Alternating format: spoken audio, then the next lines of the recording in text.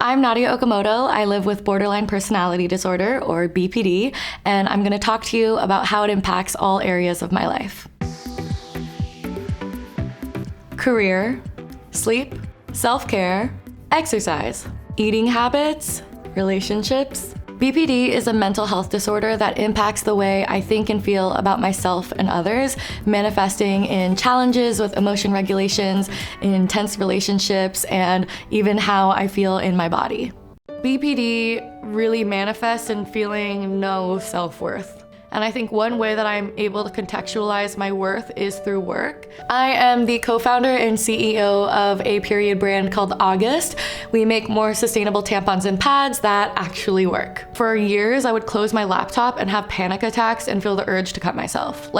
I felt like I was worth nothing outside of work. So I went to rehab for 6 weeks in 2020, and a lot of my work addiction kind of caught up to me in 2020, where I had basically gone a few years with barely sleeping, with not having a lot of joy in my life, with not addressing the dissociation and the self-harm tendencies, and it caught up to me and I just crashed. And I think that it took me 6 weeks in rehab to kind of come out of that burnout hole and also just learn more about myself, get a BPD diagnosis. Rehab for me, it was something that I was really ashamed of having to go, but it honestly saved my life in so many ways. I think a lot of my BPD tendencies, but also mistakes that I had made in the past, caught up with me. And some of them were rooted in leading from a place of scarcity or leading from a place of insecurity.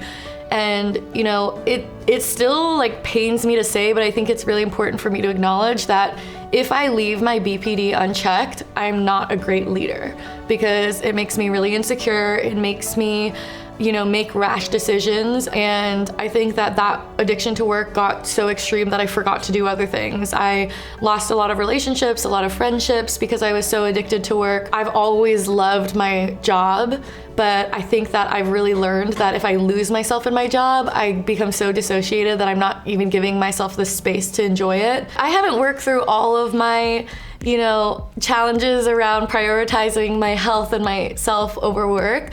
And what that means is sometimes I will go a whole day skipping a lot of meals because I just want to keep working, or I'll literally forget to go to the bathroom and get sometimes a UTI, or I won't poop for 2 weeks because I'm literally wanting to work and I kind of ignore the urge to go. A lot of my BPD manifests in restricting myself from rest and sleep. I think that working on sleep has been my biggest accomplishment in my mental health journey, because I've struggled with sleeping since I was a child. I think that a lot of the traits of not allowing myself to rest or not allowing myself to sleep and be nourished do stem from this lack of self-worth feeling and what I'm worthy of. I do think that it's made worse in many ways by my BPD and the struggle with feeling like I deserve that and feeling like I've done enough to be able to rest. I used to work in bed a lot because I would work until I was so exhausted I would pass out. And now this space is reserved for sleeping and for naps. One of the ways that I've been able to help the busy mind when I go to sleep is to listen to audiobooks or podcasts or guided meditations. For me, I don't have an extensive morning or night routine because I try to maximize the number of hours I can sleep, and I'm not a morning person. There are certain things that have really helped, like weighted blankets. Some people are a little bit sensitive to how much weight they put on themselves. I love as much weight as possible. Showering is not really my thing. So I take really quick showers. Even if I don't have a whole makeup routine or I don't shower every day, I have to brush my teeth every day. I floss, I do my little water pick thing, and I'm really into my skincare. And my skincare, again, isn't this kind of extensive process. I use one moisturizer, one basic fragrance-free night cream. Those small actions that I know are gonna happen every day are really important, and they're my own version of self-care and my own version of personal hygiene. So I'm gonna do some cupping on my neck. I woke up and I had a lot of pain here. It's hard for me to sometimes feel present in my body. And when I do things like this, I think honestly the sensation brings me back to my body. And it's kind of scary to admit because it is a pain sort of feeling. But I think also the relief then makes me it makes me feel relieved, and it makes me feel more full. And then I'll make TikToks for 5 minutes. Part of BPD is feeling like I don't control my body, and so working out has always been a daily habit. This is my happy place. I come here more days than I don't come here.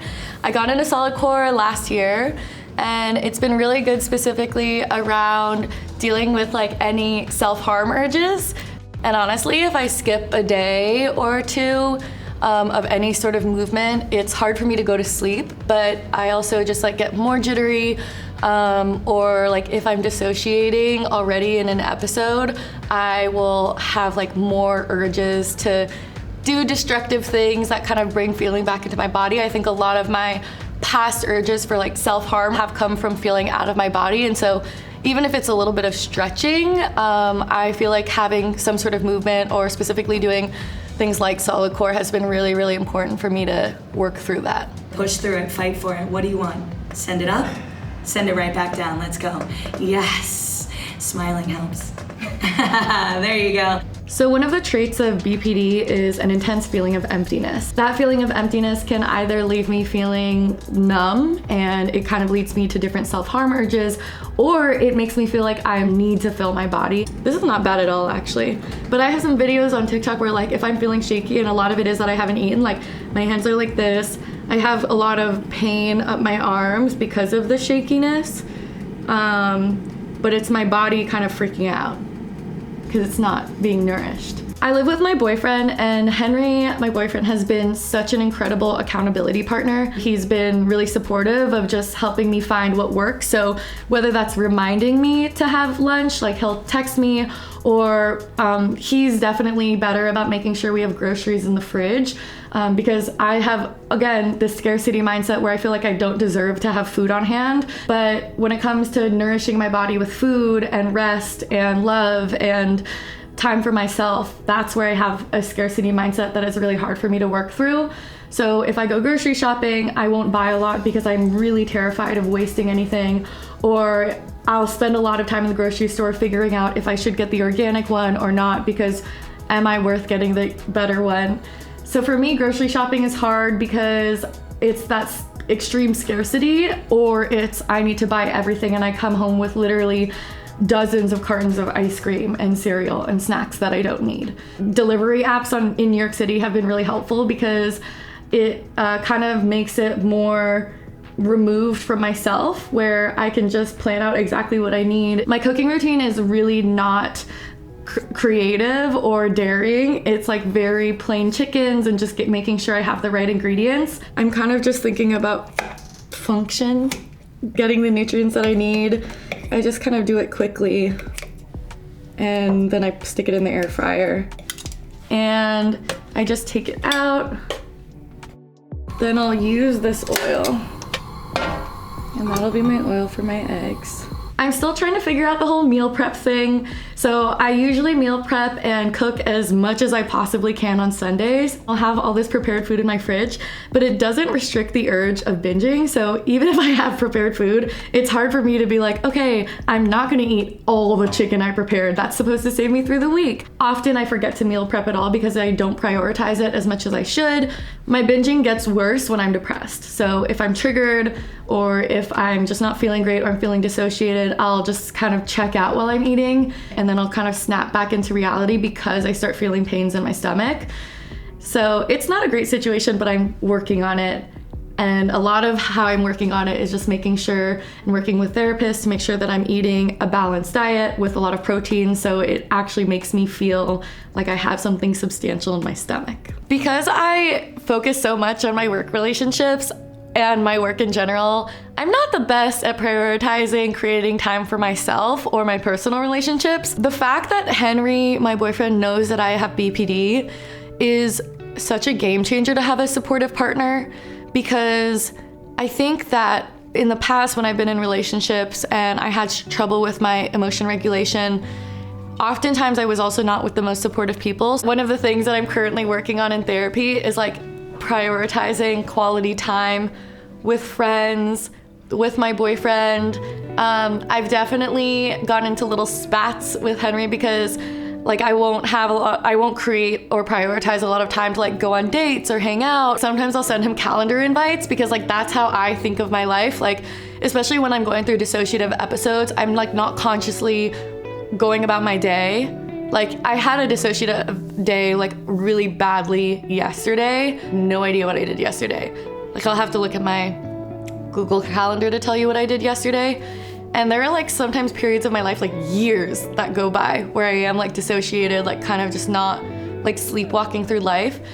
And so because of that, when it comes to like trying to make time in my personal life, like everything is on the Google Calendar, from blocking off time to sleep, blocking off time to travel or breathe or to walk from one place to another. I think that the most special thing about my relationship with Henry right now is that this is the first time I've been in a relationship where him loving me unconditionally inspires me to love myself. That's the greatest gift he could ever give me, because again, that type of relationship ends with me feeling better about myself and also feeling more independent, less codependent, and more excited to just like live consciously in what we are creating. I think understanding BPD has been a huge beneficial thing in my relationship with my family. The most important people in my life are my sisters, and my sisters are everything to me.